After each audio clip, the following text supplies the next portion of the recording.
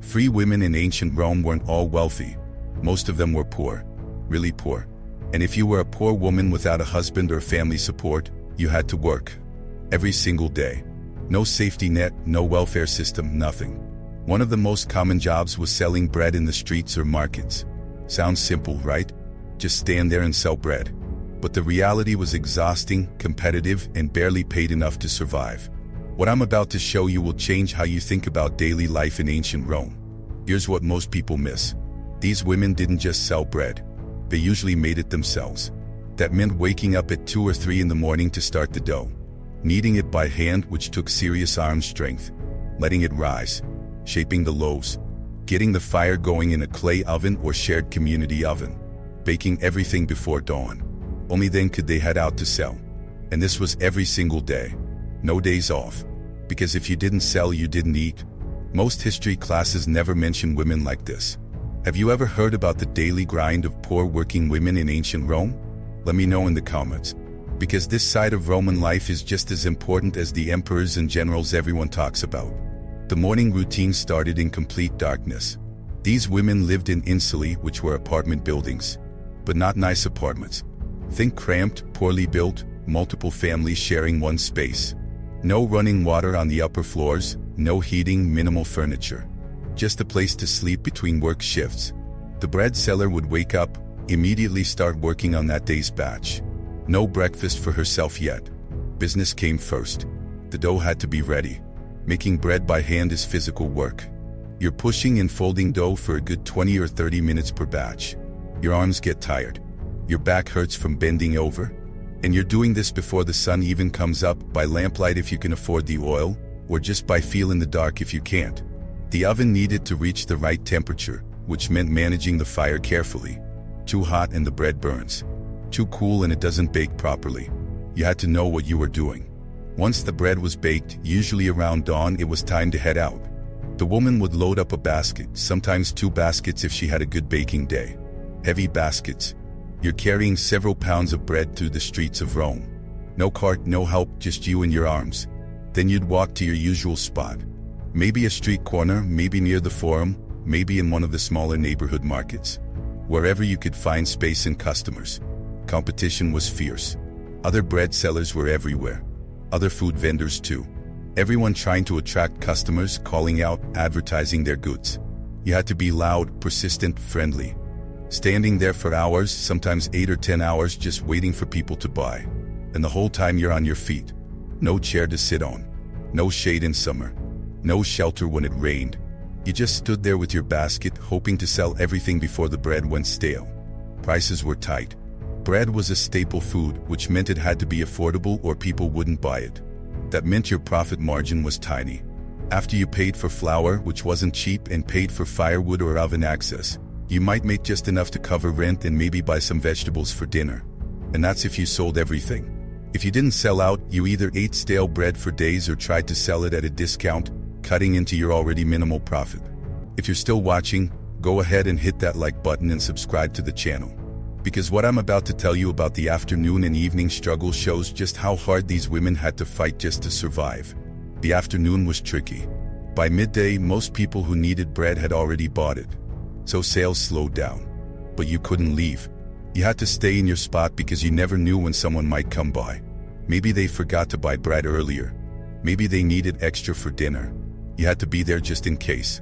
So you stood there, tired, hungry yourself, usually waiting. The sun beating down in summer. Your feet aching.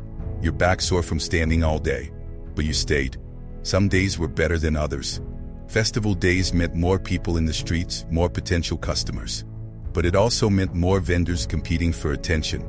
Market days in your neighborhood could be good if you position yourself well. But there was no guarantee. Some days you sold out by noon and felt like you'd actually made decent money. Other days you stood there until evening with half your bread still unsold, wondering how you'd pay rent this month. The social aspect was interesting. Bread sellers knew each other. They'd chat during slow periods, share information about where customers were gathering, warn each other about aggressive competitors or troublesome customers. There was this informal network of working women who looked out for each other to some degree. Not out of charity, just practical survival. If you got sick and couldn't work, Maybe another seller would tell your regular customers you'd be back tomorrow. Small kindnesses that made the grind slightly more bearable. By late afternoon, decisions had to be made. If you still had bread left, you could try discounting it. Fresh this morning, reduced price now. Some people waited until evening specifically to get those deals. It meant less profit for you, but at least you'd sold the inventory. The alternative was taking it home, eating it yourself, and making less bread tomorrow because you couldn't afford as much flour. Either way, you were barely breaking even most days. Evening meant the long walk home. Tired, carrying empty baskets now at least, but exhausted. Your feet hurt. Your legs hurt. Your whole body was ready to collapse. But you couldn't rest yet. You had to prepare for tomorrow. That meant planning how much flour you could afford to buy. Maybe stopping by the mill on the way home if you had any money left. Getting everything ready so you could wake up at 2 in the morning and do it all over again. Dinner was usually simple. Whatever vegetables were cheapest that day. Maybe some cheese if you'd had a good selling day. Rarely any meat that was expensive. Bread, obviously you had plenty of that. But you needed more than bread to stay healthy, and that's where the struggle came in. Malnutrition was common among poor working women. You can see it in skeletal remains archaeologists have studied. Signs of poor diet, vitamin deficiencies, stress on the bones from constant physical labor. The financial reality was brutal. Rent for even a tiny space in an insula could eat up most of your earnings. Flour cost money. Firewood cost money. If you got sick and couldn't work for a few days, you fell behind immediately. No savings to fall back on. No family support if you were on your own. You either worked through illness or you didn't eat. That was the choice. And plenty of women worked through sickness, exhaustion, injury because the alternative was worse. One thing that strikes me about this lifestyle is how precarious it was. Everything depended on you being able to work physically.